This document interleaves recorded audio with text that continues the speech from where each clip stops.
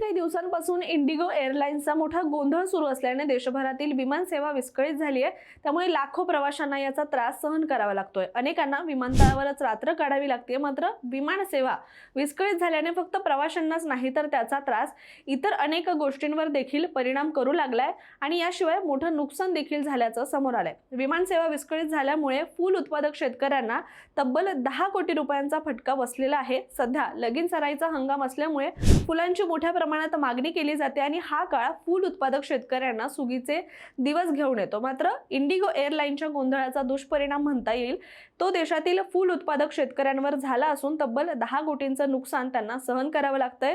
रोज देशांतर्गत 40 लाख गुलाबांची वाहतूक होते, त्यातील 25% म्हणजे 10 लाख गुलाबांची रोजची वाहतूक ही विमानाने होत असते। मात्र ही वाहतूक आता होऊ शकलेली नाहीये।